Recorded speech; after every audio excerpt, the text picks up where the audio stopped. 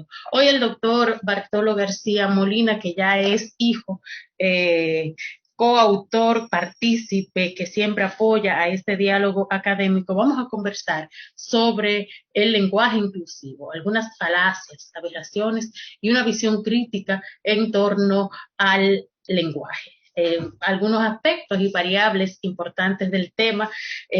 Vamos a comenzar de inmediato, maestro Bartolo. ¿En qué consiste el lenguaje inclusivo y a quiénes incluye? Sí, gracias.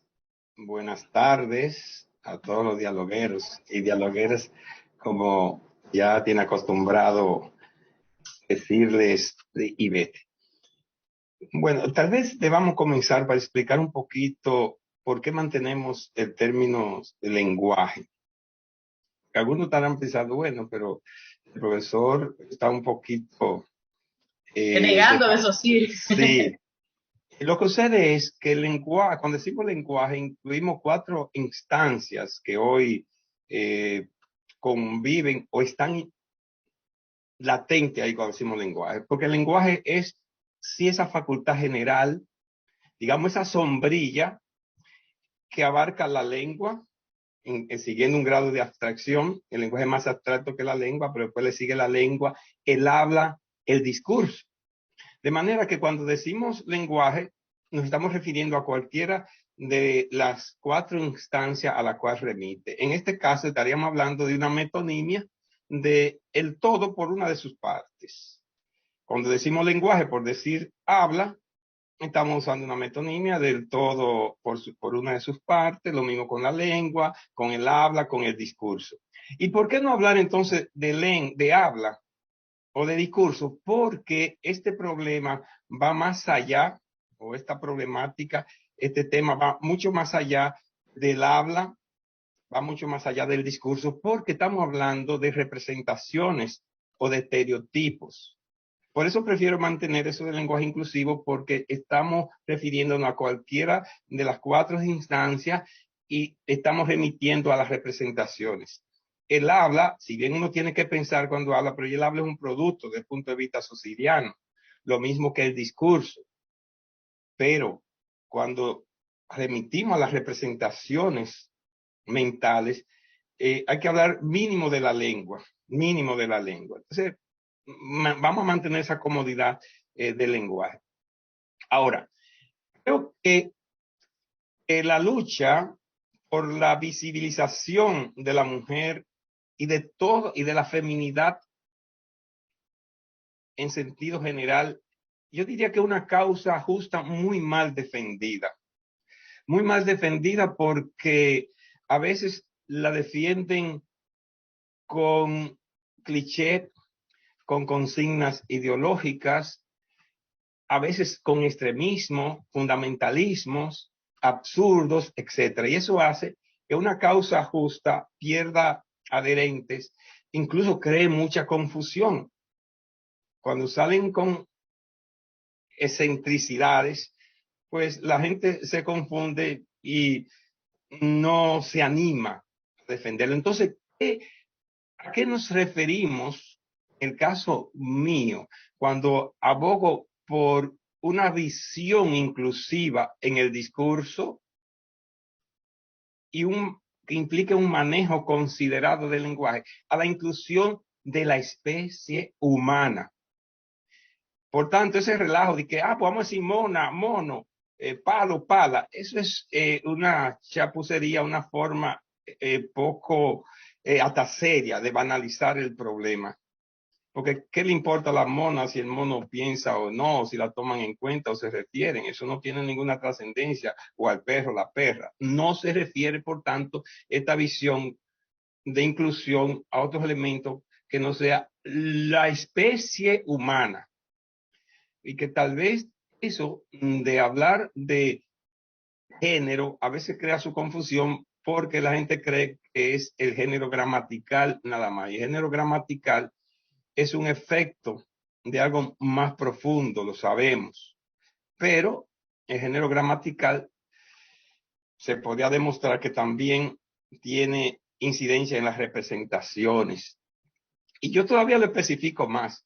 Yo creo que cuando hablamos de inclusión, podríamos olvidarnos casi de todas las categorías gramaticales y quedarnos con el sustantivo, porque el sustantivo es la esencia, es el ser. Por tanto, sí debemos decir, desde mi punto de vista, niñas a las niñas, mujer a la mujer, niño a los niños, hombres a los hombres, son los sustantivos. Estudiante, ahí lo abarca los dos, y salvo que no esté claro que el sustantivo tenga la marca, el sema de femenino, entonces recurrir a los determinantes o al adjetivo. Y aún más específico, en circunstancia, en contexto en que sea relevante hacer la distinción. No es verdad que cuando uno dice niño, yo oía en estos días a alguien hablar reciente y decía que los jóvenes dominicanos tienen condiciones para ser deportistas. Y cuando sigue hablando, yo pensaba, bueno, ¿y las jóvenes no tendrán condiciones? Después en su discurso, más adelante, hablaba de las voleibolistas. Entonces, no son solo los jóvenes dominicanos que tienen propensión, que tienen vocación, que tienen condiciones para los deportes. En el caso nuestro también las jóvenes, ya sabemos el caso de Marilady. Entonces, en ese contexto hay que hacer la distinción y veremos que incluso las leyes lingüísticas así lo aconsejan. Y es que el masculino cae por default. Todo lo que no sea femenino ya es masculino. Entonces, a veces hay que hacer la distinción para hacer la presencia. Salvo aquellos sustantivos que en su composición, en sus semas, tienen el sema más femenino.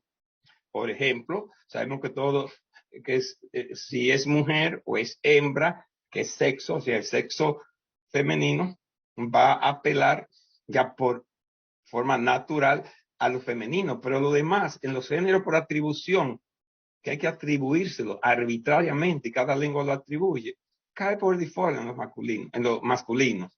Por tanto, una ventaja, o sea, hay que suponer que este mundo es masculino, y cuando no sea masculino, entonces hay que especificarlo como femenino, y esa es una consecuencia de toda una historia donde el macho ha predominado casi en todas las especies.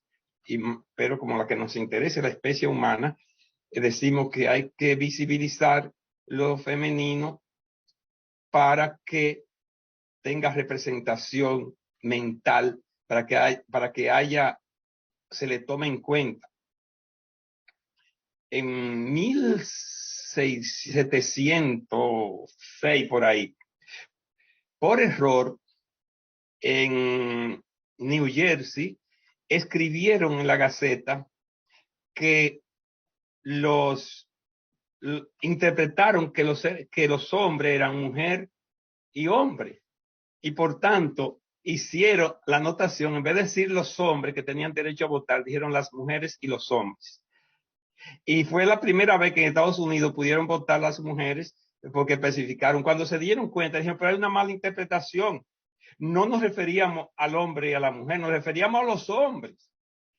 Y creo que 10 o 12 años más tarde corrigieron eso, de que el hombre y la mujer tenían derecho a votar, y volvieron a decir que era el hombre. Entonces ahí cuando decían hombre, hombre, ahí no era mujer. Entonces hay situaciones que hay que especificar, y ya ustedes saben la historia de la lucha de la mujer por el voto, por el derecho a votar. Y en las constituciones dicen hombre, decían hombres que tenían derecho a votar y no incluían a la mujer. Y después hubo una lucha de mucho tiempo en Estados Unidos para que se dijera hombre y mujer, que se hiciera la distinción. De manera que sí hay momentos que hay que especificar que hombre, hombre y mujeres. Maestro, ¿por qué habla usted de inclusión de la especie y no de lenguaje no sexista, inclusivo o simplemente visión de género? Sí, lo que sucede es, primero lo de sexista, ¿verdad? Lleva mucho al fundamentalismo, persona que lo quiere llevar, hay movimiento feminista que quiere plantear que es una lucha entre hombre y mujer, que es una lucha de sexo. Entonces, tiene su prejuicio, incluso ideologizante, antihombre. Y claro, yo puedo defender a la mujer todo lo que se quiera, pero yo no puedo estar en contra de mi propia esencia. Entonces, lo sexista resta y le da cabida a los que se oponen, a veces por misoginia, a veces por problema ideológico, a veces por prejuicio religioso o convicción, vamos a decir, religiosa, etcétera, porque creen que la mujer está subordinada al hombre. Y hay que decirlo, la Biblia está permeada por esa visión de que la mujer es subsidiaria. Desde la creación, desde el mito de la creación, la mujer fue hecha para que Adán no esté solo, sea un capricho, un adorno. El pobrecito Adán está solo, vamos a traerle un juguete ahí. Entonces, toda esa visión de la mujer como subsidiaria del hombre, como un ser puesto ahí para el entretenimiento, el goce, el disfrute de nosotros los hombres, permea la Biblia. Entonces, si lo llevamos al sexo, vamos a tener ese riesgo. Se ideologiza por un lado, que no incluyamos al hombre y a la mujer. Por tanto, yo creo que eso de sexista, yo diría que no sería prudente si queremos ese. Y digo especie por algo que ya abandonamos. Realmente no sabemos, es algo que el feminismo no ha explicado muy bien. Estaba leyendo el segundo sexo de Simón de Beauvoir, y realmente antihombre. Hay una visión, yo diría, no solo lésbica del mundo, sino que el problema es rebelarse contra el hombre. Y yo creo que lo que hay que rebelarse, incluso nosotros los hombres, contra el machismo, porque el machismo nos esclaviza a nosotros también, porque tenemos que, un hombre tiene que pelear aunque no quiera, porque entonces deja de ser hombre, no puede ser pacífico, un hombre no tiene que tragarse sus lágrimas, un hombre no tiene derecho a la flaqueza y toda esa carga también oprime al hombre. Entonces la lucha es, porque el machismo es una conducta, no es una esencia, está ligada al sexo, pero pues hay hombres machos, hay hombres masculinos que pueden superar esta cultura, porque el machismo es una construcción social. Ahora, ser varón, ser hombre del sexo, eso no es una construcción, eso es algo natural. Lo que se construye es la historia, lo que dicen hoy, la narrativa, el discurso que se construye en torno a lo que es ser hombre, a lo que es ser mujer. Eso es lo que hay que combatir y hacerlo más próximo a lo avanzado, a lo racional, a lo justo. Y también esto de género podría creerse, no se sabe qué se están refiriendo, que tiene muchas secciones. A veces se refieren a la especie humana, con lo cual estoy de acuerdo. A veces se refieren al género gramatical. A veces se refieren a la condición de mujer. La madre a veces es eso, a la mujer, el género como mujer. Entonces, yo creo que es una alianza que debe haber. Debe haber una unidad hombre-mujer, la unidad más perfecta, más sinérgica de todos los puntos de vista, es hombre y mujer. Incluso el cerebro humano y el cerebro masculino, me traicionó el machismo, el cerebro masculino y el cerebro femenino se complementan, parecen como si hubiesen sido parte de un todo. Por ejemplo, los hombres tenemos una visión deductiva de la realidad, amplia. Las mujeres tienen una visión más inductiva, sus inferencias son más inductivas. Eso hace que los hombres podamos ver el bosque, para decirlo en una metáfora un tanto manía, pero nos perdamos en los detalles de los árboles. Y la mujer, si no hace un esfuerzo, podría ver los detalles de los árboles, pero perder la visión de totalidad o del bosque. ¿Qué quiere decir eso? Que si el hombre se deja asesorar por la mujer, por su compañera, y la mujer por su compañero en muchos detalles, pueden tener una visión total de la realidad y también en los detalles. Parece algo entonces tan natural que el hombre y la mujer se complementen. Pero complemento no es que la mujer es un complemento del hombre como se quiere ver. La mujer es la mujer y el hombre la puede complementar, puede aportarle, y el hombre y la mujer puede aportarle. Esa es la visión. Entonces es mejor verla de la especie humana, porque también tiene que incluir. Lo que pasa es que el tiempo no da y es una discusión preterida, pero también tiene que incluir a las niñas, a los niños, a las minorías, porque nada más no es de sexo, a las minorías vulnerables, a los discapacitados, a los que no tienen quien lo defiendan y los menosprecian.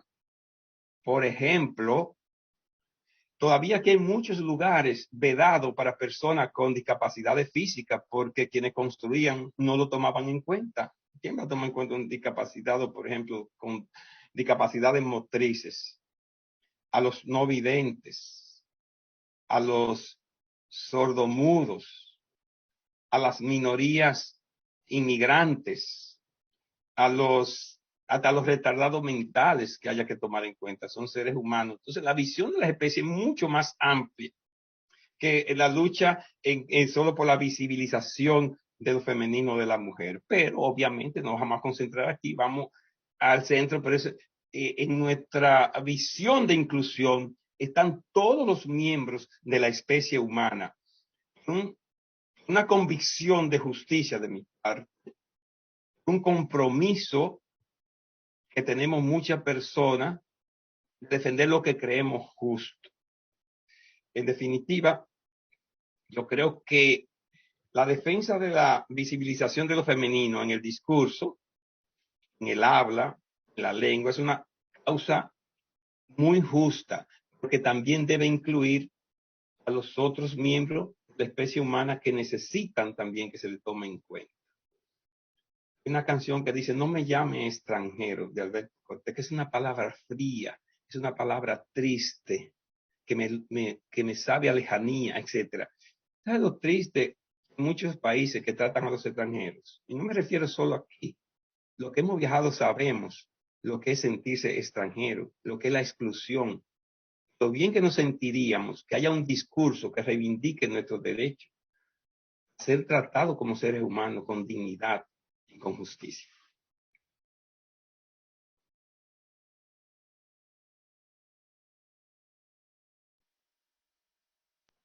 Maestro, ese discurso inclusivo, a grandes rasgos, tiene un fundamento lingüístico. Muy bien que me haga esa pregunta, porque resulta que la gente apela, no, porque eso es hablar, es violar la ley de menor esfuerzo, que si vamos a decir los y las dominicanos, y además eso es antianalógico, etcétera. Sí, yo creo que tiene defensa. Primero recordemos que hay 3 leyes que rigen todas las lenguas del mundo. Hay 2 incluso que funcionan como las leyes centrípeta y centrífuga en el universo, ¿no? Que crean, incluso que crean el movimiento de los planetas, esas leyes. Lo que es la gravedad para un planeta, entonces sirve de repulsión para los otros. Entonces, la ley central de todas las lenguas es la ley de la distinción, que es central también en el estructuralismo, como ustedes recordarán, para Saussure, solo existe en la lengua lo que establece distinciones. Lo que no se distingue de otro no existe. Digamos que en la fonética, si yo digo azúcar, azúcar, azúcar, y la gente no, los hablantes no perciben que hay una diferencia de referente, aunque hay una diferencia fonética, no hay una diferencia fonológica, o sea, no hay una distinción de 2 palabras ahí. Entonces, no, eso funciona, ahí solo existe una, porque no hay distinción. Eso para dejarlo en el nivel mínimo que es la fonética, pero para todo, si no hay distinción, no hay comunicación. También se le llama la necesidad de ser entendido. En el ejemplo que le puse, a veces la gente está hablando y se da cuenta, por ejemplo, la ley de la economía, que es la segunda, te dice, ahorra lo más posible. la segunda ley de la economía, que es la que más, a la que apelan, dice Martínez que si dejáramos las lenguas a merced de la ley de la economía, las reducirían a palabras monosílabas, diríamos topaná, porque es más rápido decir topaná que decir todo para nada. ¿Para qué? Para donde no es casual que sean las palabras más recurrentes, las que más se desgasten, porque son las que más se necesitan. Observen ustedes que las palabras de mucho uso, más recurrentes en la lengua, se van desgastando por la ley de la economía, de la ley de menor esfuerzo. Eso al margen de la pragmática, que la lingüística clásica ha obviado la pragmática. Porque si bien topaná y todo para nada dice exactamente lo mismo y lo entendemos, pero no es el mismo prestigio ni la misma impresión que deja que un profesor se haga no, porque topaná. Que diga, bueno, todo para nada y tal cosa. No deja, o sea, que también no nos vamos a entrar ahí para no alargar mucho de la pragmática, pero dejada así la ley, a merced de la ley de menor esfuerzo de la economía, se reduciría a su mínima expresión. Pero cuando los hablantes vemos que no vamos a ser entendidos, hacemos todos los malabares para que nos entiendan, reduplicamos, y a los profesores sí sabemos de eso, que explicamos y volvemos a explicar, y no estamos pensando en economía, nosotros estamos pensando en que nos entiendan, y si hay que repetir, dar 10 ejemplos los damos, porque el centro es que no se entienda. Aunque yo a veces pienso que hay profesores que trabajan para que no los entiendan, pero ya es otra cosa. Sí, los profesores no nos importa durar mucho tiempo porque estamos claros que el centro es que nos entiendan. Por ejemplo, en el español dominicano hay un desgaste de la S, tanto fonética como morfológica, o sea, la que tiene marca como plural, segunda persona, etc.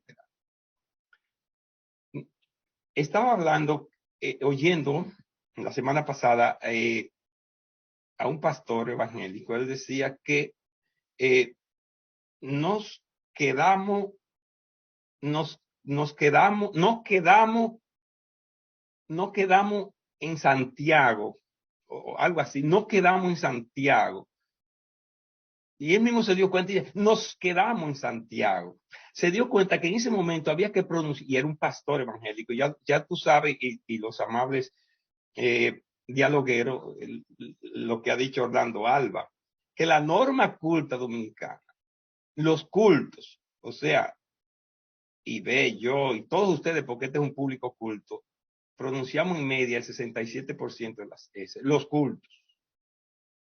Imagínense el pueblo, que no se ha hecho ese estudio, pero eso debe andar por un 2, un 3, un 4%. Solo en contextos urgentes lo pronunciarán, como la palabra Dios. Porque en todas las lenguas, las palabras sagradas tienden a conservarse.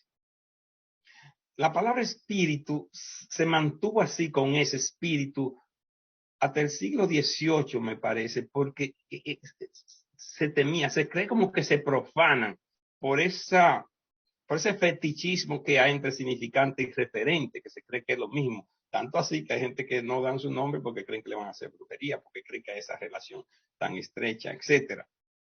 Y entonces, esas palabras sagradas, como y las tabúes se mantienen, y en el pueblo se va a mantener Dios, pero las otras no. Eso quiere decir que ahí está actuando la ley del menor esfuerzo, pero que cuando no se va, cuando se ponga en peligro la comprensión, la van a restituir. Y luego está una ley muy importante, que es la que sirve para la creatividad en la lengua, que es la ley de la analogía. Es probable que cuando Chomsky sentenció en su tesis doctoral que los hablantes de una lengua pueden producir oraciones nunca antes pronunciada ni nunca antes oída, se estaba llevando de la ley de la analogía. Una persona sin ir a la universidad, sin ir ni siquiera a la escuela, sabría cuando una oración es del español y cuando no es del español. Se dice mucho yo queriéndolo a ustedes, dialoguero dominicano república, dice, eso está raro, eso no, un analfabeto, eso está raro, eso no parece español, porque no está hecho de acuerdo a la analogía Ustedes saben que la analogía es aplicar la experiencia a situaciones nuevas. En este caso, utilizar patrones lingüísticos ya aprendidos, ya internalizados a situaciones inéditas. Tanto así que si ustedes le dan una palabra cualquiera a un estudiante para que te forme un verbo infinitivo, te lo va a formar en AR, muy probablemente en AR porque él es la terminación que predomina, en ER o en IR, sin que le teoricen mucho porque se ha dado cuenta que es la forma analógica. Yo diría que la ley de la analogía es lo que permite la creatividad en la lengua, es la que permite ir creando, es la que gobierna la morfología y la morfosintaxis en sentido general. Entonces, en base a esas tres leyes, uno diría, pero ¿y por qué no puedo yo, por la necesidad de ser entendido, hacer la distinción si eso gobierna todas las lenguas? Y dirían, no, porque la ley de menor esfuerzo, sí, pero recuérdese que esa ley de menor esfuerzo es cuando no atente contra la claridad, la necesidad de distinción. Y si yo tengo que crear una palabra nueva, la creo como la crean los científicos, como la crean los técnicos, como la crean todos. Ahora mismo, la discusión que tiene el dueño de Facebook es cómo le van a llamar, porque Facebook es la compañía y a la vez una marca, es un producto, pero Facebook es como hasta ahora la sombrilla que abarca a Facebook, a Instagram, a WhatsApp, Oculus, etcétera. Entonces, con esto se han planteado, ¿ustedes cómo le van a poner ahora? Meta. ¿Pero de dónde sacan ellos esos meta? De metaverso, una palabra nueva que han creado, metaverso, porque tuvieron necesidad, que es que ustedes oirán mucho a partir de ahora la palabra metaverso, porque hay toda una discusión de qué es el metaverso. Lógicamente, ahí está la ley de la analogía de universo y meta que ya existían. Y la palabra multiverso que ya existe, porque hay una teoría desde el siglo pasado de que si hay universos paralelos, si hay muchos universos, y hubo incluso un universo anterior a nuestro, porque si el universo se está expandiendo, que fue planteado por Hubble y por Lemaitre, antes que Hubble, incluso el obispo Lemaitre había planteado que el universo estaba en expansión. Ahora, dice, pero si el universo se está expandiendo, va a llegar un momento que ya no se expandirá más y se va a contraer y volverá al Big Bang. Y si eso es así, ¿quién quita que haya habido otros universos? O sea, ya hay toda una teoría sobre el multiverso. Y sobre esa analogía de multiverso, Zuckerberg, el dueño de Facebook, ha creado bueno, él la tomó porque ya se apropió de ella, porque ya se estaba hablando de la posibilidad de universos paralelos. Entonces, universos paralelos al real, ¿no? A lo fáctico, como sería el mundo de la virtualidad, el mundo del ciberespacio, que sería una especie de multiverso. Entonces, suena mal, multiverso, suena lindo. Metaverso, suena una palabra impactante. ¿Existía? No, va a comenzar a existir pronto, porque entonces ellos pueden crear según las necesidades. Y así, si hay que crear palabras nuevas, si hay que crear morfemas nuevos en área de la precisión, ¿por qué no hacerlo? Si esa es la ley una de las leyes que gobiernan las lenguas. Entonces, pero yo creo que además de razones, yo diría que lingüísticas, podríamos hablar de razones también de filosofía del lenguaje, de filosofía de vida. Dicen, pero la lengua no es estática, eso es un sí. En Civilización del Espectáculo de Vargas Llosa, él dedica 19 páginas a rastrear cómo ha variado la palabra cultura. 19 páginas y dice que todavía le falta, está inconcluso. Eso es un ejemplo de que todo está sujeto a cambio en la lengua. Si tenemos que hacer cambio en aras de la justicia, ¿por qué no hacerlo? Pero cuidándonos de que sean pertinentes, porque además la lengua desecha como el mar todas las basuras. Todos esos cambios, toda esta porquería que están en las redes, en esta pseudo canciones, toda esa basura, eso va a ser desechado dentro de 10 o 15 años. Nadie se acordará de eso, porque la ley de la distinción también tiene que ver con la pertinencia. Lo que no es pertinente se va, esto es impertinencia. Entonces, crear todos estos ruidos sin necesidad no es para nada, porque la lengua lo va a rechazar lo que no necesita. Decía Pedro Antonio, pues yo decía relajando, yo no sé si él se ha dado cuenta que él es filósofo del lenguaje. En un libro reciente que tuvo la amabilidad de Milcíades, que se llama Mujer de Cristal y Luna, a mí me llamó la atención este pensamiento. Con la lengua, el hombre se apodera de lo que nombra, al punto que si algo existe y no tiene nombre, si no se coloca siquiera en la pretensión de un enunciado, en términos de la existencia humana, carece de existencia. Es un pensamiento profundo.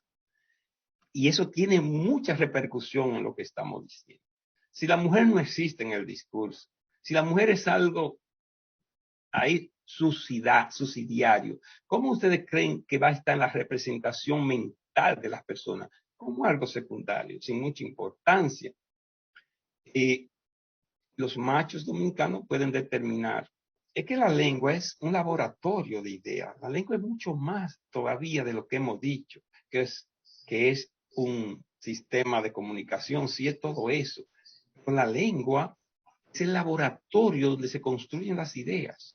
La lengua es el continente de todos los significados. Por tanto, el continente es decir, que es parte del significante del mundo que nos rodea, no del mundo, no, de la aprehensión que hagamos del mundo, de la percepción que hagamos del mundo. Esas percepciones se elaboran. O sea, tenemos todos los mismos sentidos. Las sensaciones podrían ser iguales, pero las percepciones no. Ahí va a depender de una serie de factores, entre ellos de qué dominio, primero de qué lengua tengamos, después qué dominio tengamos de esa lengua, qué posibilidad. La lengua es vehículo de esas ideas. La lengua, ahí es que se construyen los estereotipos. Por eso hay que tratarla con mucho cuidado. Hay que entender entonces. Yo he dicho otra vez, la lengua es el órgano, en sentido griego, órgano como instrumento, herramienta, es el órgano entonces del pensamiento, de las ideas, de los estereotipos, de todas esas construcciones que van a gobernar nuestra forma, no solo de ver el mundo, sino de actuar en el mundo. Maestro, hay una palabra que se usa mucho, un sustantivo, que es el sustantivo presidente. Una palabra que es muy emblemática, ¿verdad?, en esta discusión. ¿Usted no le parece que presidenta sería un término anómalo, ya que sería el único con variación del gramema de género entre todos los sustantivos y adjetivos terminados en ente?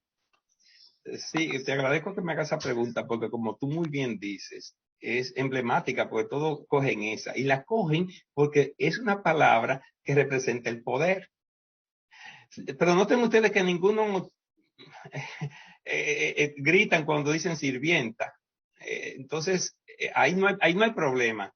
Que también la terminación enta, sirviente, lo mismo, pero ahí no causa problema porque esa no está relacionada al poder. Yo diría que al contrario, está relacionada a la sumisión.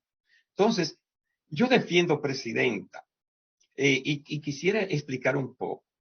Y quienes, bueno, son lingüistas, algunos lingüistas dicen, pero que eso es innecesario, pero además es absurdo y hasta se regodean y nos quieren ridiculizar. Por eso yo quiero aprovecharme también para decir lo mismo aquí, porque es muy emblemática. ¿Por qué decir presidenta? Y hay muchísimos videos ridiculizando a quienes defendemos eso. Ahora vamos nosotros. No es verdad que presidente, como dice yo, viene de la terminación ente, que significa ser, y que a su vez viene del onto, del griego. Eso no es verdad. Eso viene de la terminación NTE, que era el participio, era el presente activo en latín, que ya no existe, que es el mismo, pero ese ente se formaba de los verbos terminados en ere, ire, porque cuando terminaban en are se formaba ante, como estudiante, como cantante, etcétera.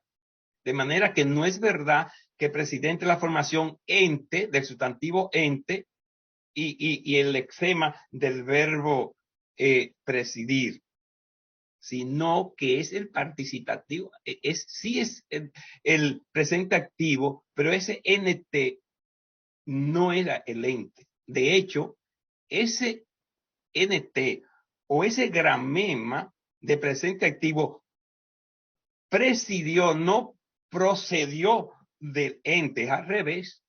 Ente en alguna medida surgió por ese gramema, porque ya existía en el griego onto. Entonces, el onto se transformó precisamente por influencia del NTE del latín. De manera que la primera falacia que queremos derribar es que presidente venga de presidir y el sustantivo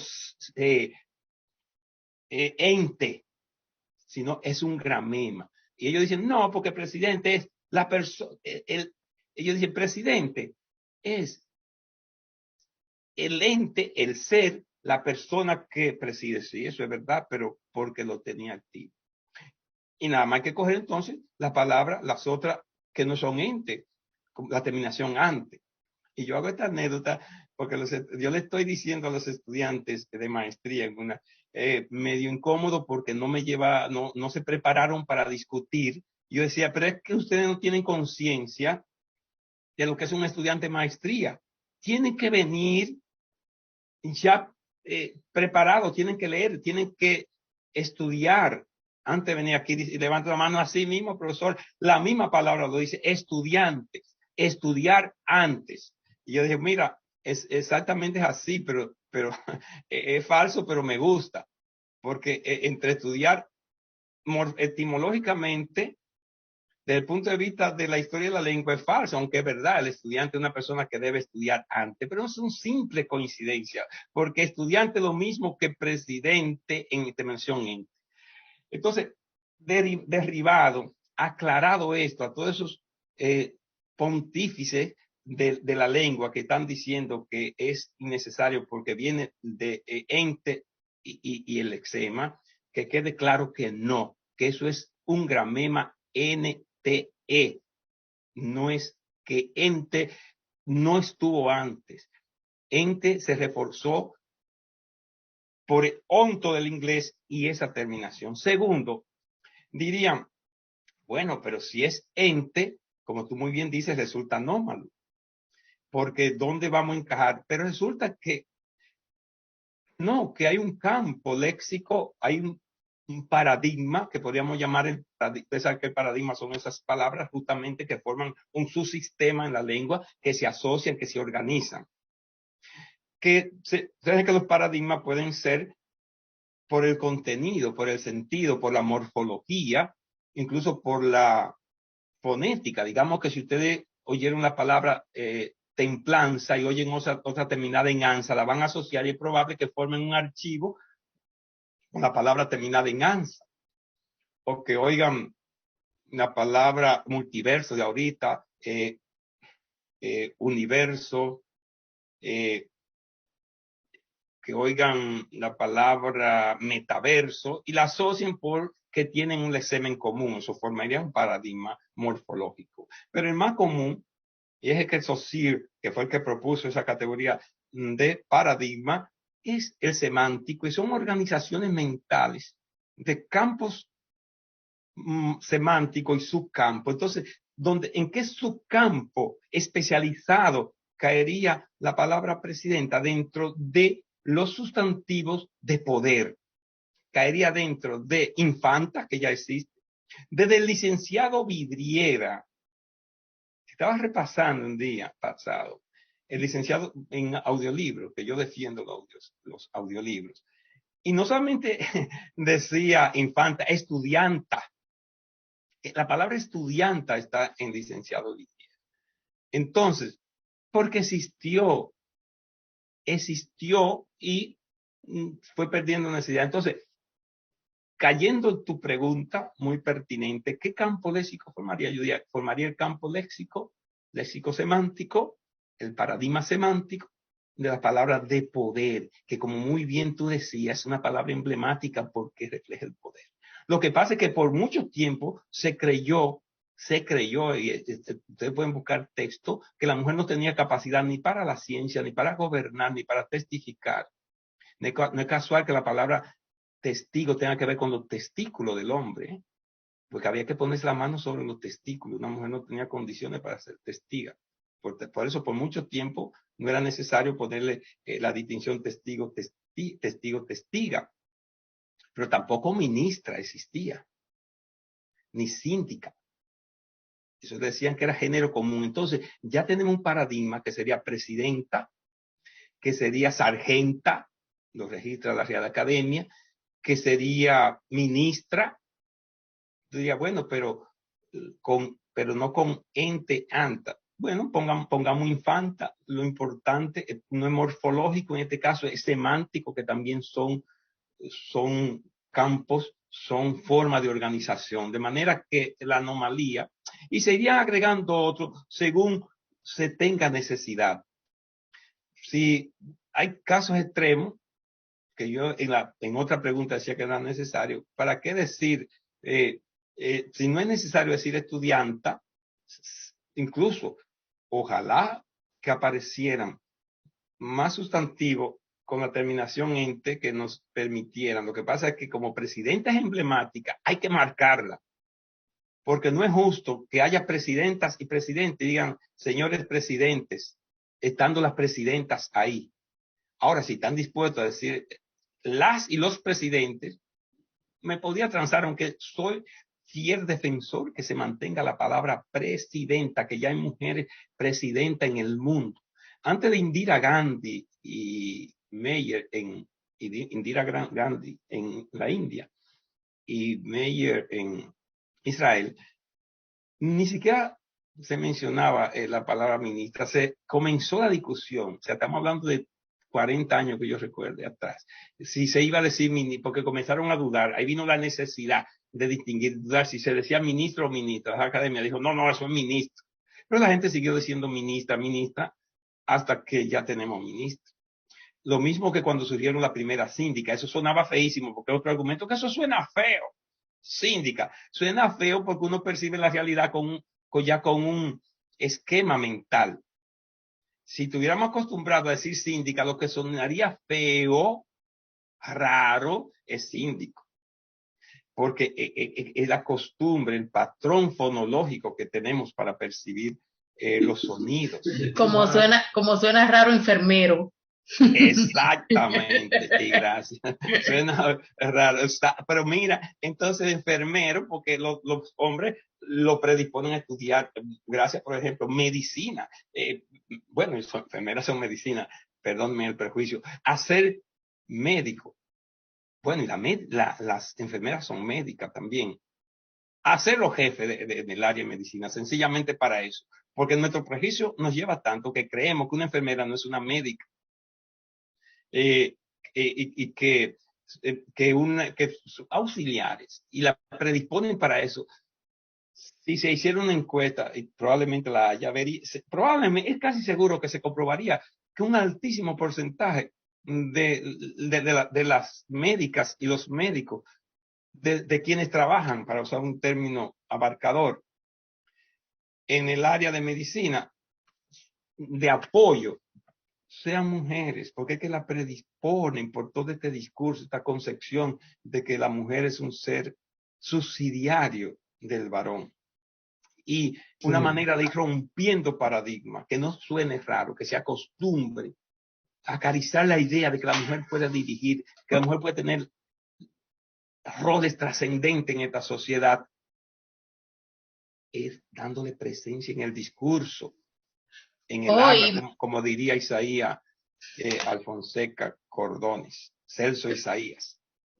He Decía, conversado, he conversado con un maestro de filosofía de la UAS que precisamente en el caso de enfermería, en un principio tienen muchas asignaturas comunes con los estudiantes y las estudiantes de medicina. Y él le dice, pero si tú llevas tan buenas calificaciones en enfermería, ¿por qué mejor no te vas a medicina?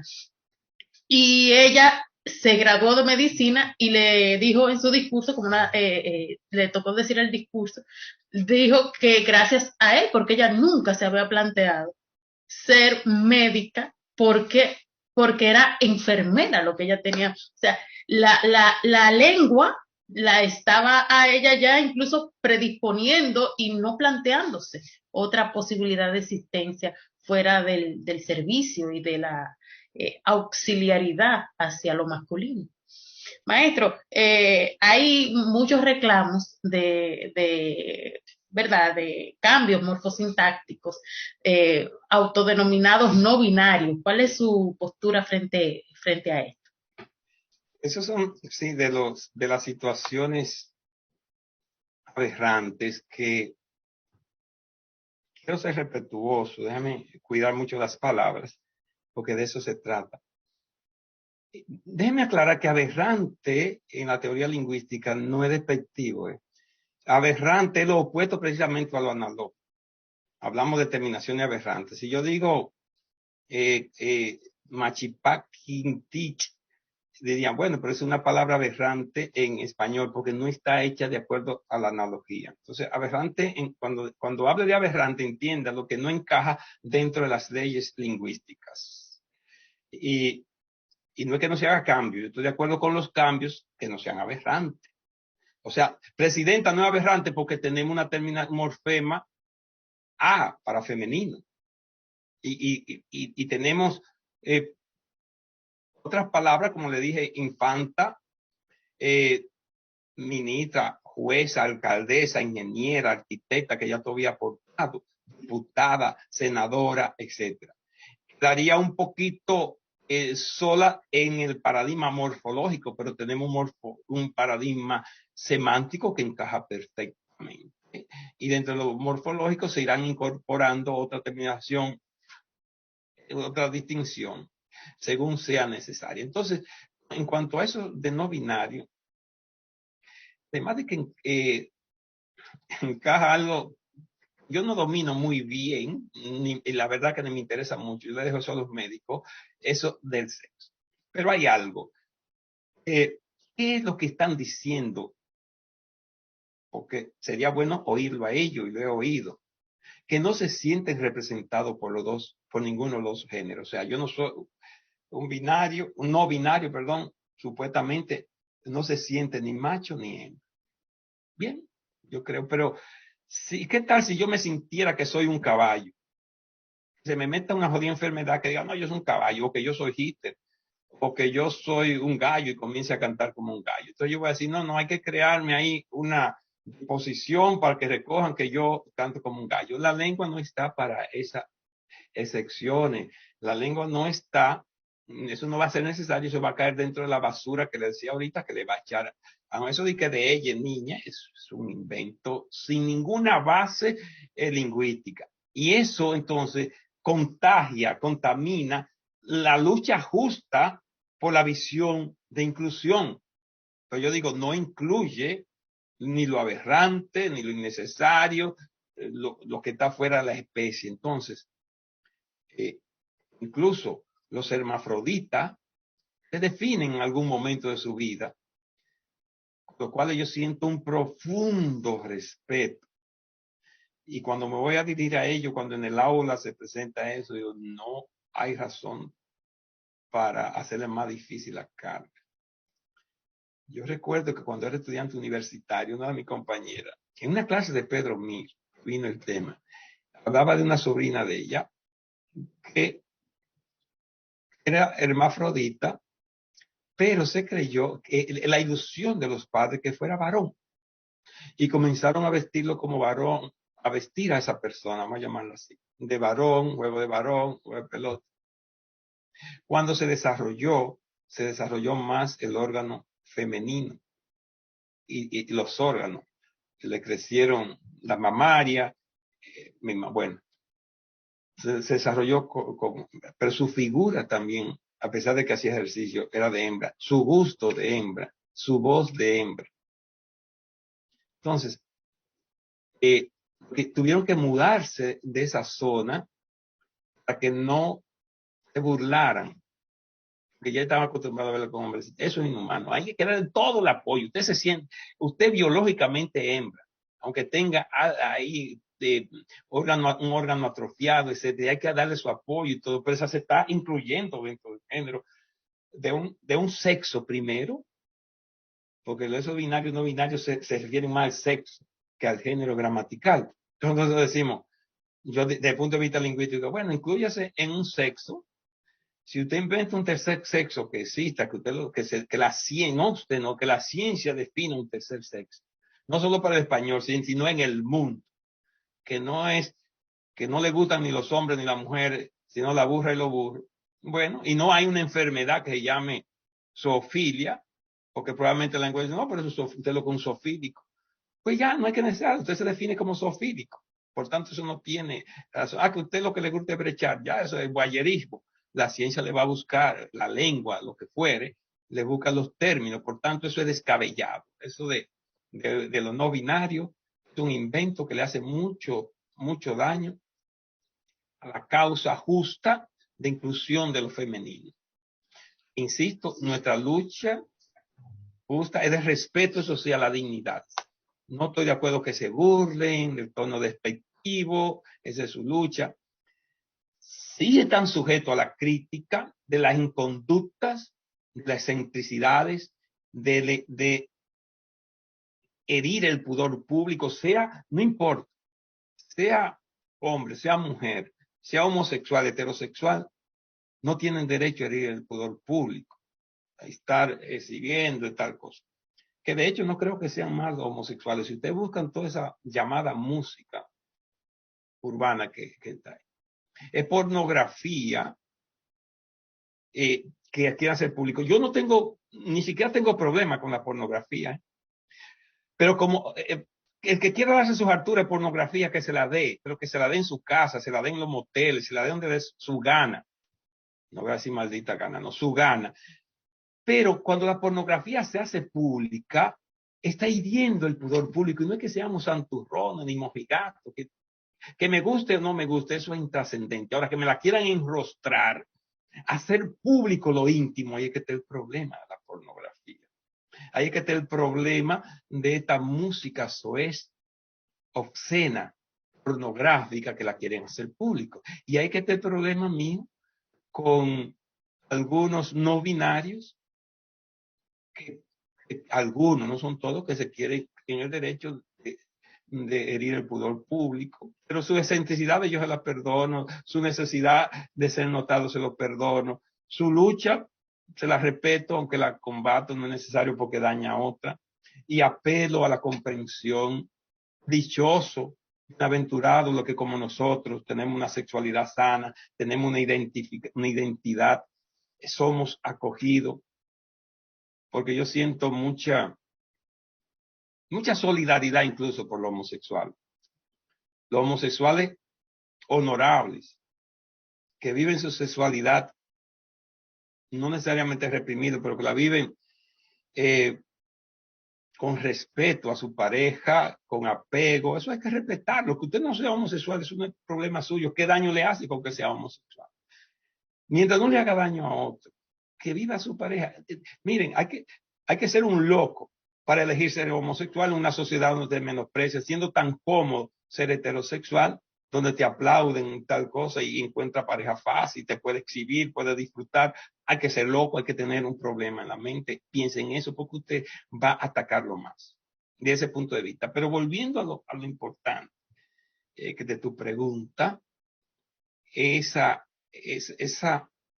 proclama de la llamado tercer sexo o lo no binario, primero eso no va a durar mucho porque eso es totalmente descabellado y aberrante. Y segundo, hay que deslindar los campos con ello, porque si quienes defendemos la inclusión incluimos lo indefendible, lo innecesario, lo que hacemos es que perdemos poder de convicción, perdemos incluso legitimidad de esta causa que es bastante justa.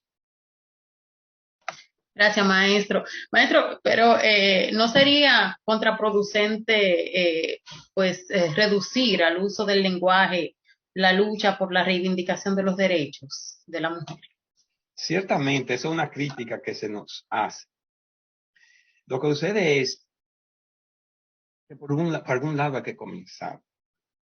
Y que una cosa no implica, no descarta la otra, yo diría que la refuerza. Es cierto que en definitiva lo que queremos es que se trate con respeto a todos los seres humanos, ¿eh? Insisto, la inclusión es todos los seres humanos. A los que son diferentes a nosotros, que no necesariamente inferiores, diferentes, porque somos muy engreídos. ¿Hasta dónde nosotros somos superiores a una cucaracha? Hay que ver con qué criterio nosotros somos superiores a una cucaracha. Si yo fuera un cucaracho, a lo mejor encontraría teoría para defender que somos superiores. Bueno, rebelión en la granja, ¿verdad? El cerdo buscaron formas de demostrar que son superiores. Entonces, lo que pasa es que es un mundo visto desde la perspectiva de nosotros. Entonces, la inclusión de todos, de todo lo que son diferentes a nosotros, el respeto, esa inclusión es sobre todo el respeto a su dignidad, debe formar parte de eso. Entonces, comenzar en el discurso a propagar ese respeto, esa dignidad. Por ejemplo, cuando nos dicen nosotros fuera de que, no, porque ese dominicano, tal cosa, con ese acento despectivo, no nos están tratando con dignidad, con respeto a nuestra dignidad. Mientras que los de ellos son ciudadanos, por lo menos ponen la palabra ciudadano para que vea que me está dando una categoría, no solo despectivo. Me refiero a eso, a ese uso que incluso la ONU, la UNESCO, perdón, que parte de la ONU, recomienda el uso respetuoso de la dignidad humana. Ellos dicen que en el lenguaje, aquí sería en la lengua, en el discurso. Entonces, comenzar a crear conciencia, porque ustedes saben muy bien que la gente opera de acuerdo a su conciencia.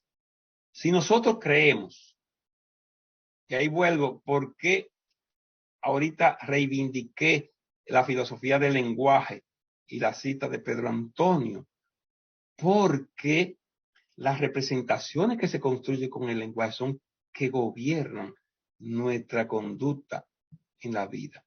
Si nosotros creemos que tenemos derecho a los animales, que los animales no tienen alma, lo cual desde el punto de vista diacrónico es falso, los animales tienen alma. Si nos vamos a lo que es el alma, es más, animal viene de alma, animal viene de alma, por eso somos todos animales porque tenemos alma, y alma es ánimo. Cuando la gente está desanimado no tiene alma. Cuando el alma, fíjense que está asociada al aliento que Zeus le daba. Recuerden el mito de la caja de Pandora, el aliento que era por eso dice el último hálito de vida, el último aliento, el alma, las ánimas que están en el purgatorio. En nuestra concepción, los animales no tienen esa alma, pero la tienen, y eso nos permite maltratarlo y comérnoslo. En la tribu caníbal probablemente tuvieran una concepción de que que sus enemigos o los otros no tenían derecho, y eso les permitía comérselo sin ningún problema. Y yo he dicho esto varias veces. Yo estoy casi seguro que llegará un estadio de la evolución humana que sentiremos horror de nuestro pasado, de matar miles de millones de animales mensual, miles de millones de animales para comernos. Ahora no lo vemos, no lo percibimos precisamente porque en nuestra lengua esa es la posibilidad que nos da. De hecho, ya hay personas que son veganos, no solo de que porque la carne hace daño, sino porque tienen la convicción, buena o mala, podemos estar en desacuerdo, lo que sea, tienen la convicción de que no tenemos derecho, que les molesta matar a los animales. Es más, hay seres humanos ya, que les molesta hasta que talen un árbol, que respetan la vida en toda su manifestación. Todas esas son construcciones filosófica, porque la filosofía de vida, las representaciones, los estereotipos que nos formemos por la lengua, con la lengua y en la lengua, es que gobierna nuestra actuación en el mundo y nuestra conciencia. La conciencia es una construcción social. ¿Por qué los soldados pueden ir a matar, incluso siendo cristianos? Y la Biblia dice, no matarás. Porque crean una filosofía, una justificación, entonces no les duele la conciencia. Dicen, bueno, en realidad tú lo que estás es eliminando, como yo, elementos. Usted oye en ese lenguaje, le dice, hubo dos elementos, no dicen seres humanos, hombres, nada.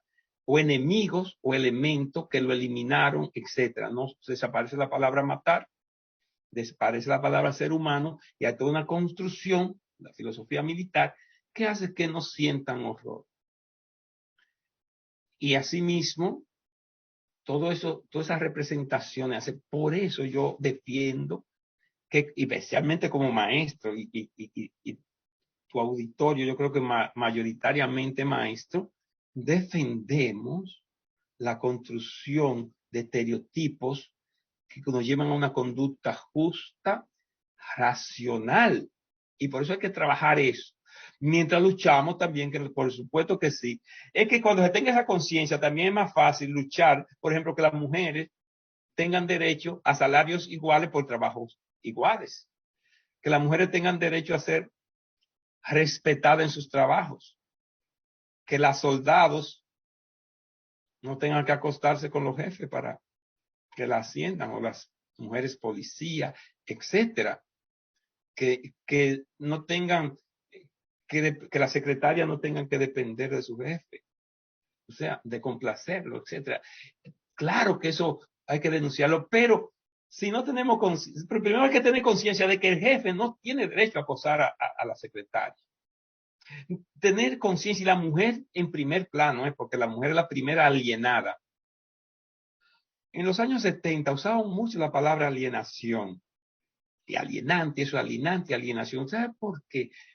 Porque viene del latín alienus, que significa ajeno. Entonces, ¿qué es alienar? Es hacerte ajena a ti mismo, a tu esencia, a tus derechos.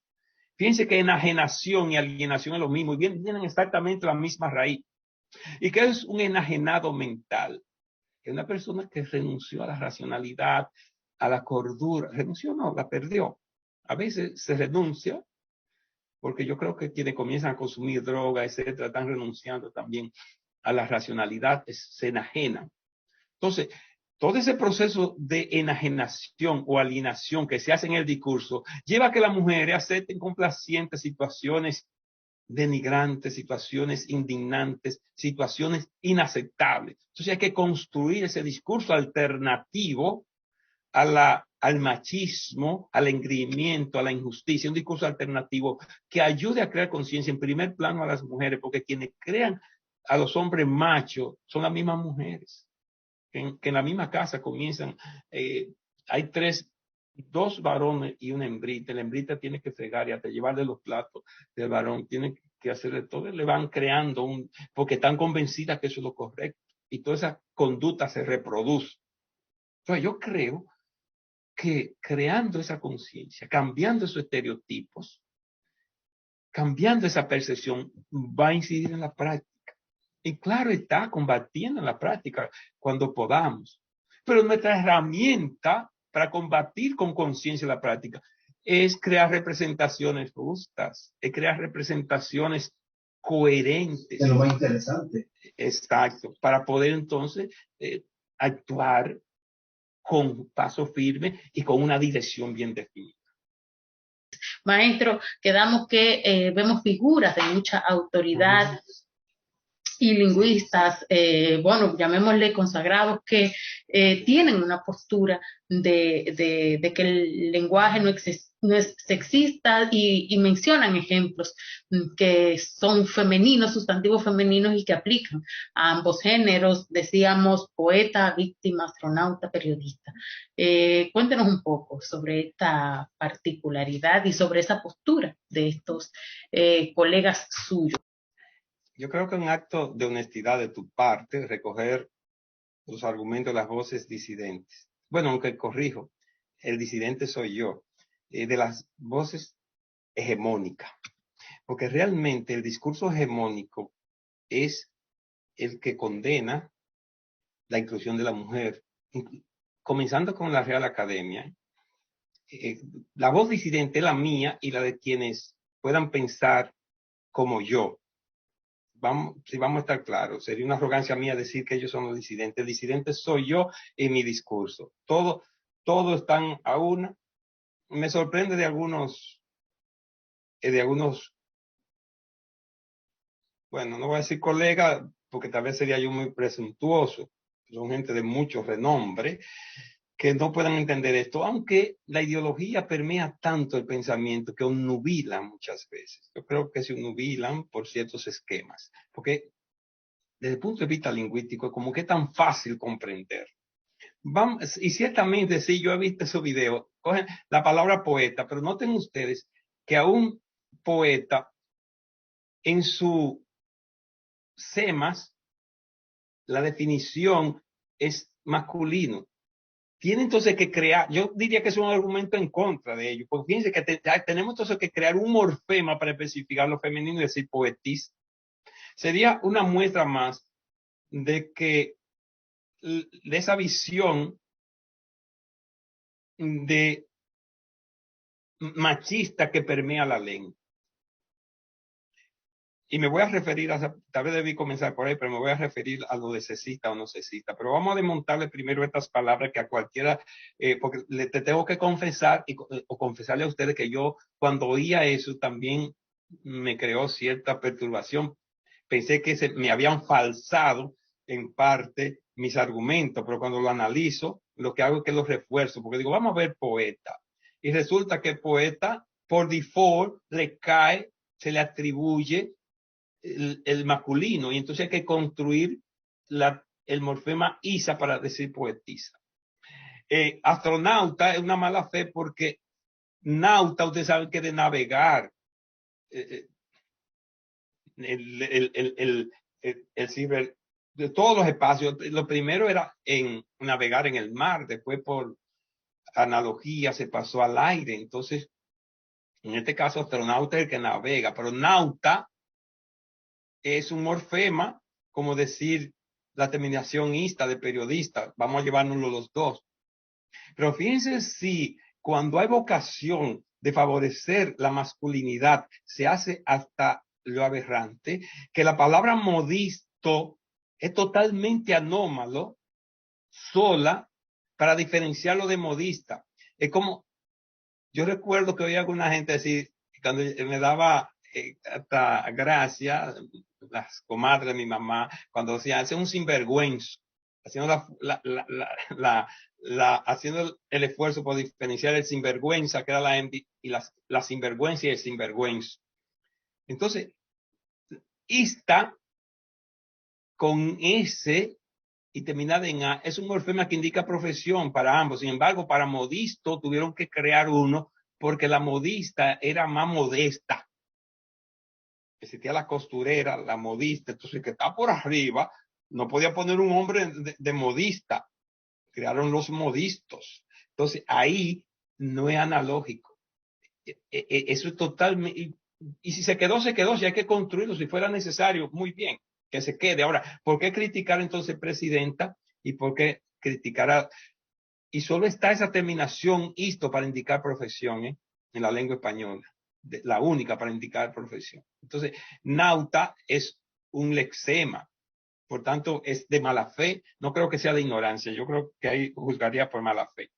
Y víctima, claro, porque noten ustedes los semas de víctima. Es que la víctima propiciatoria en la historia de la humanidad eran las niñas, que se le echaban a los dioses en toda la cultura, después a los niños, y se le quedó víctima de género femenino, pero nadie quisiera reivindicar la feminidad para ser víctima. O sea que son palabras que, las palabras que ponen son, no califican, y si la analizamos, lo que hace es que refuerzan el carácter machista en la lengua. Vamos a lo de sexista. Y cualquiera dice, pero es verdad, ¿qué es lo que está en esto? La lengua sexista. Y yo decía que te iba a coger un ejemplo del celular. Pues el celular no es tampoco agresivo ni de paz, pero se puede usar para conspirar, se puede usar para halagar. Un machete en los campesinos no es agresivo, ni es de paz. Sin embargo, se puede usar para, ni es productivo en per se, pero un machete en el campo se puede usar para defender la vida, para cegar la vida, para sembrar, para cultivar, etc. Es una herramienta. No necesita, no es agresivo. Dirían, no, pero el machete no es agresivo, es el hombre. Sí, pero se puede hacer. Y claro, estoy trivializando al extremo la lengua, porque ustedes saben lo que decía al principio, que la lengua es todo, muchísimo más que todo eso. Pero siguiendo en el plano de la trivialización de la lengua, que es a la que lo llevan mi colega lingüista, dejar la lengua solo como instrumento, cuando dicen que es sexista, que no es sexista, la están viendo nada más como instrumento, no la están viendo como el laboratorio del pensamiento, no la están viendo como el vehículo, como el continente de las ideas y de las representaciones, pero quedémonos ahí, que la lengua es un instrumento de comunicación, como dice Martínez, etcétera. Lo es, pero es mucho más. Pero aún así, como instrumento, ese instrumento llamado lengua, aunque no se necesita, se puede usar para agredir, agredir personas del sexo opuesto, para denigrarlo o para exaltarlo. Con la lengua se puede saltar, se puede denigrar. Entonces, lo que necesita es el uso que se hace de la lengua, que eso es lo veía que Celso Isaías reivindicaba. En el habla, el uso que se hace de la lengua. Y saben muy bien que nos estamos refiriendo a eso. Claro que la lengua no es sexista, como no es violento el machete ni es productivo. Ahora, con la lengua se puede hacer uso sexista de la lengua. Y ellos saben muy bien que a eso es que nos referimos. Cómo se puede hacer uso productivo del machete, etcétera. Entonces, que quede claro que cuando decimos que defendemos eso, no le estamos atribuyendo de que la lengua tenga sexo, que es masculina, que es femenina. En todo caso, sería hasta femenina. Pero mi visión de inclusión, recuerden que no incluye esa parte del palo, la pala, el miembro, la miembra, tal cosa. Que otra palabra que discute mucho, miembro. Porque yo no defiendo miembro, porque el miembro surge como un objeto, como puede ser que no sean humanos. Y cuando se refiere a lo humano, pues se hace la distinción, las y los miembros de la sociedad, etcétera. Hay mecanismos. Entonces yo creo que mis colegas deberían revisar, porque ahí están jugando con mala fe, jugando la ignorancia. Maestro, en ese mismo tenor que usted iba siguiendo ahí, ¿usted no le parece entonces aberrante lo de nosotras, nosotros?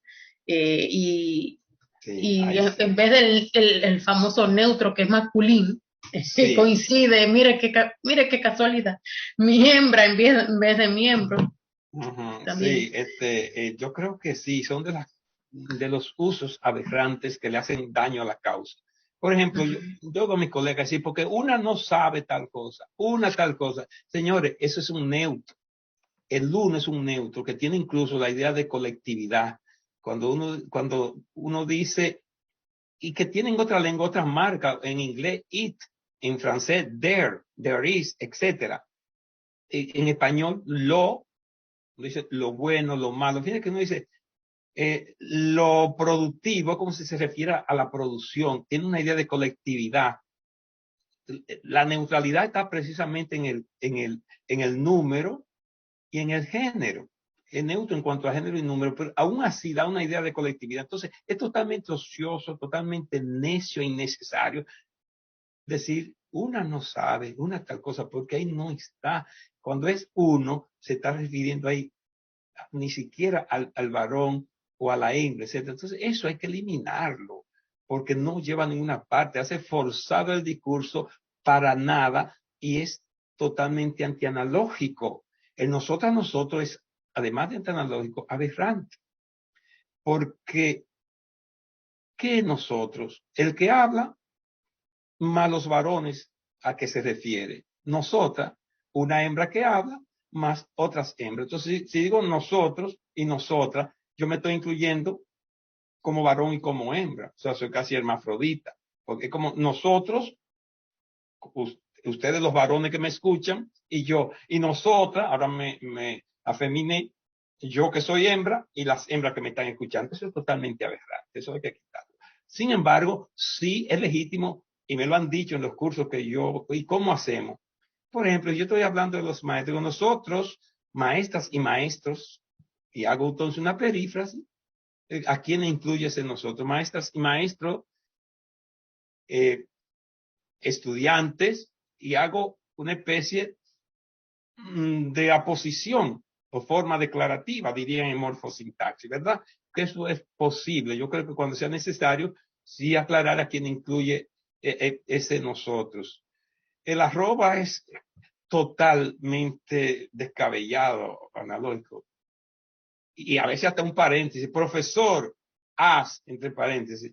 Como quiere estar subordinando lo masculino. Di mejor profesores, las y los profesores.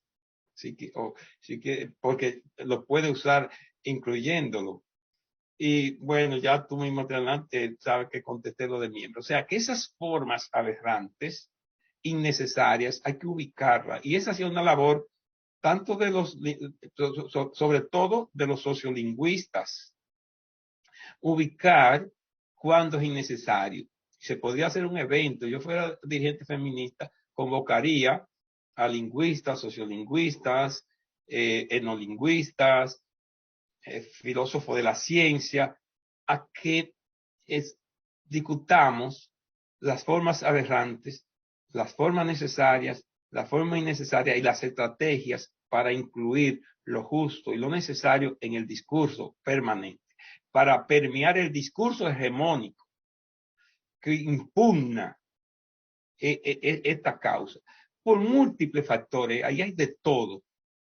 Yo digo que desde la misoginia, los prejuicios ideológicos, el machismo, los prejuicios religiosos, es toda una mezcla que conspira contra el discurso de inclusión de lo justo y de lo necesario, que nosotros somos los disidentes.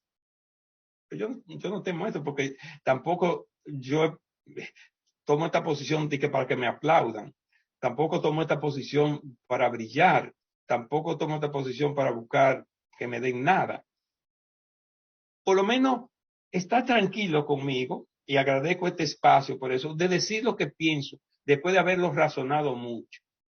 Nadie está obligado a compartir, con que me escuchen con atención, que sé que lo han hecho. Es suficiente, y que razonen y que traten al paso llevar a la práctica, porque no es tan fácil asumir un discurso que parece ser que contraviene toda la práctica discursiva que permea esta sociedad. O sea, lo que los analistas del discurso, la visión de análisis crítico del discurso, llaman el discurso hegemónico que domina una sociedad.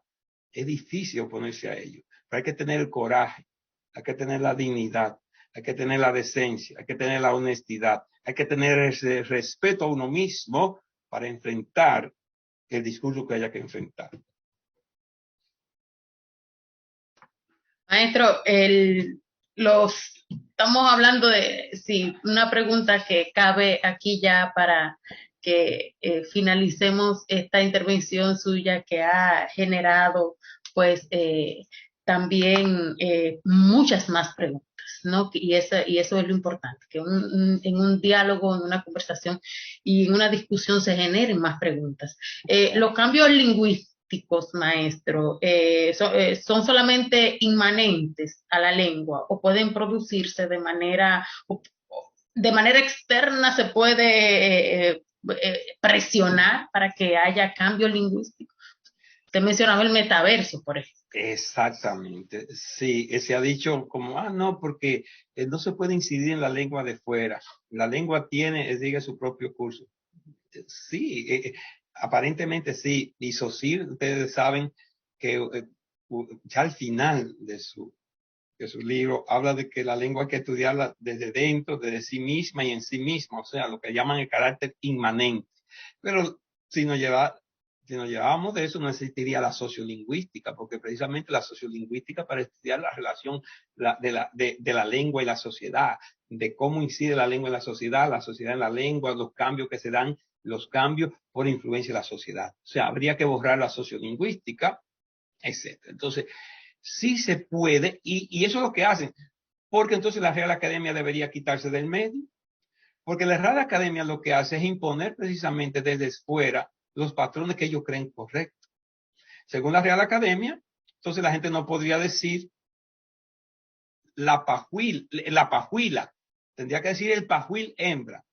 Y yo creo que me digan, ¿quién anda diciendo que la culebra macho, la culebra hembra? La gente quienes hacen la lengua, ese de género epiceno no existe. Ustedes saben que género epiceno es poniéndole al sustantivo la palabra macho o hembra. Habría que decir el mosquito macho, el mosquito hembra. Eso suena tan analógico, el mosquito hembra. La gente no se lleva de eso. La gente dice, si se va a referir a la hembra, la mosquita, que sería la única forma, mosquito macho, mosquita hembra. Entonces ellos imponen desde afuera y dicen, no señora, hay que decir el mosquito macho, el mosquito hembra. Pero la gente no, eso de género epiceno usted no lo va a encontrar en el habla, que son en el habla del pueblo, que es que hace la lengua, y que ese sí se lleva solamente por la forma inmanente de la lengua, pero tampoco existirían esas palabras, que justamente esas profesiones. Desde antes de la Real Academia aceptar la palabra testiga, ya la gente decía testiga. Yo recuerdo cuando las mujeres comenzaron a integrarse a la milicia, que me está haciendo un joven, me está haciendo una anécdota, joven puede decir, la cava, tal cosa, y me lució tan raro, la cava. La Real Academia acepta la palabra cava como la mujer del cabo. Pero si la está aceptando como mujer del cabo, ¿por qué no la acepta entonces como rango? Y la sargento es la mujer del sargento. Y la coronela, la tenienta. La tenienta sí la acepta como rango, que es una incoherencia. Todas son injerencias desde fuera. O sea que desde fuera sí se puede incidir para legislar, a veces hasta en contra de las mismas leyes lingüísticas, como la analogía. La Real Academia tuvo mucho tiempo de espalda a la lingüística, porque estaba llena de personalidades, como la nuestra aquí, que usted es famoso, usted hasta Vincho es de la Academia Dominicana. Con que usted sea famoso, antes con que usted fuera famoso, o sea que aquí siguen en gran medida todavía como comenzó, que usted fuera literato o tuviera fama. Pero hay que decirlo, en las últimas décadas han entrado a la Real Academia lingüistas y se siente, y mujeres, porque son todos machos. Yo hice un conteo de la historia, en la historia de la Real Academia, ha habido creo que 12 mujeres en toda la historia. Actualmente son 46, creo que hay como 4 mujeres.